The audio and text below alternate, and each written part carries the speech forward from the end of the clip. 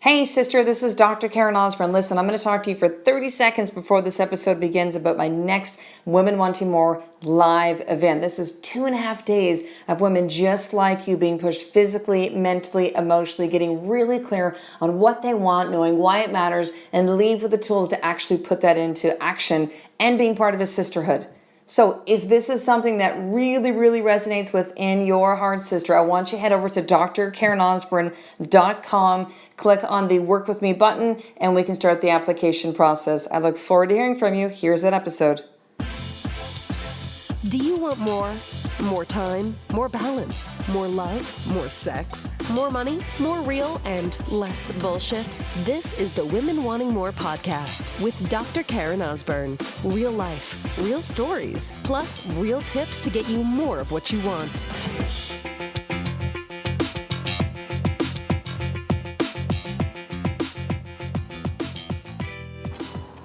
So, sister, let's talk about the concept of holding space. Or giving space. Can word it both ways.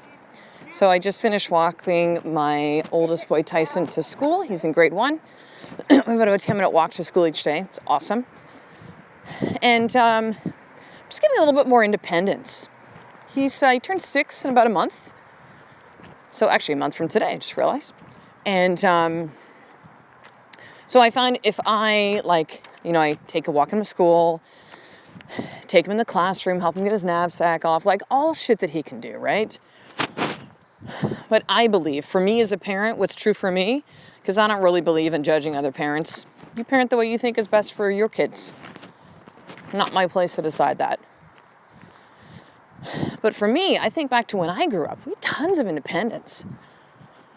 Like by the age of 8, in summer times, we were just like gone all day. We'd go to the park, we'd play baseball. We'd wind up at somebody's house for lunch. We'd get fed from whoever. Mom was home and there was a nanny or a grandparent or something like that. Go out and play again, go home for dinner.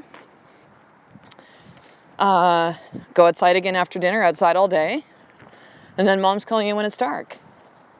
It's different now with our kids. And if you have young children, you know this, it's different. And I don't believe it really has to be. So I'm giving Tyson a little bit more space. So I kind of walked him in, got to class, met his little bud. I'm like, hey bud, have a great day. Love you. See you pick up. And that was it. I'm like, no more helping him with this stuff. He doesn't need his bag. He can do all this stuff. Doesn't need me to do it. See, because the outcome I want out of this is to create independent, confident boys that become powerful, mature, responsible, extraordinary men. And it's not going to happen in my world by doing everything for him, right? He's got to learn these things. Space. So I talked to Tyson because there's some kids in the neighborhood that ride their bike. Now, not as young as him, like just shy of 6, but I mean, probably kids from grade 2 onwards. He's in grade 1. So we talked about, because Tyson still hasn't learned how to ride his bike yet. He said training wheels. We haven't really done the bike thing since we moved here to BC because there's so many hills, like crazy hills. So we talked about this weekend that we're taking the training wheels off and we're going to teach him how to ride a bike. He can do it. And then once he gets really good, we can start actually riding bikes to school as opposed to walking. And then I talked about how the next step after that, bud, would be like, when you get to be an older boy, maybe 7 or 8, you can actually ride your bike by yourself to school. Wouldn't that be amazing? Space, right? Giving him space. Now, how does this look like in adult life? Well, there are times, shocking, that my husband and I don't get along. Now, I talk a lot about marriage with the podcast now. I give a lot of references and stories to that. I actually teach a whole webinar on how to reconnect with your husband without years of therapy, because the shifts and changes we've made in our marriage from great mentors and teachers and coaches has been profound. Like it has had a ripple effect on every other piece of my life. So I speak from that place. And I have a lot of women that have approached me. She had a woman call me this morning and say that, like, I don't know what to do. Like, I need to talk to you. We're on the verge of divorce. Like, please help. I don't know where else to go. Nothing's working that we've tried so far. But for my husband and I, who are not in that space, when there's times when we're having a disagreement, we're fighting.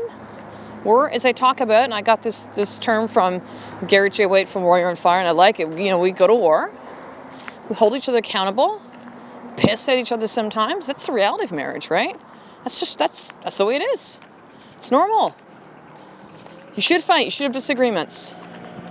If not, I'm going to suggest that you're not really going deep in your marriage. You're just staying on the surface. But there are times with my husband that I go to war, and there's times that I just hold space for him. There's times that I might see and observe things that piss me off, and I'm like, I just need to give him space. He needs to figure this out on his own.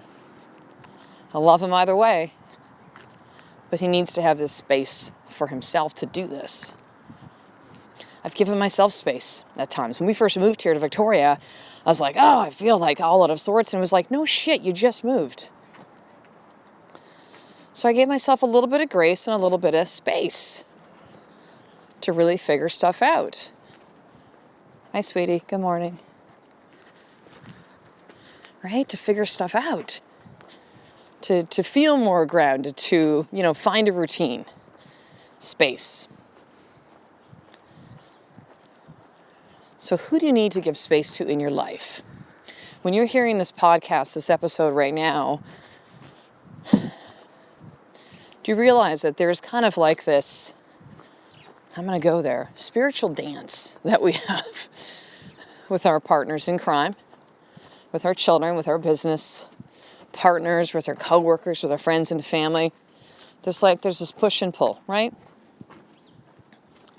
There's this time when we're confronting, going to war,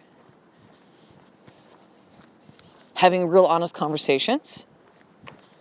And there's time where we're just holding space for that person, which can be one of the most difficult things to do and one of the biggest gifts that you can do. Think if you've had someone in your life that you just see them going to this pattern, and this pattern that makes them unhappy, this pattern that doesn't bring them what they want in their life, but you can see it. Right? Maybe it's weight loss. They're like, oh, I'm going to lose weight. I'm going to go to the gym. Like, bah. They do all this drastic stuff. They lose weight, boom, quickly. And then they gain it all back in a month. Beat themselves up. I suck. They bring out the baggy clothes. The big clothes come out again. Just all that kind of stuff. And you've seen them cycle this over and over and over again. It's difficult, right, in that situation. Think if it was someone that you love, right? It's difficult to see those things. But it's not our place to figure it out for people. Our job is to figure out our own life. And if you're in a marriage, or you're a parent, or what you do as a friend, or someone in your family, or as your business, like me as a coach, is to help other people figure their own shit out. Then you're going to understand there's times that you have to hold space for that person. You have to give them the latitude to just really figure it out. So here's your more tip for today. Who in your life right now do you need to hold space for? That you've been maybe coming at it in a way that is just it's not helping them. It's not getting you the outcome. You should do this, you should do that. Listen to me. Can you just hold space for that person instead? Let them come up to their own realization. Let them figure it out. So who is that person that you need to hold space for in your life right now? So I want you to head over to drkarenosburn.com. It's drkarenosburn.com. If you're listening to this on your phone, you're going to see a little I in the podcast app or next to this episode.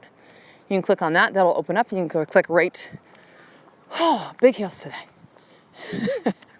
You can click right on the link, which will bring you to the website. I want you to go ahead and opt into the newsletter.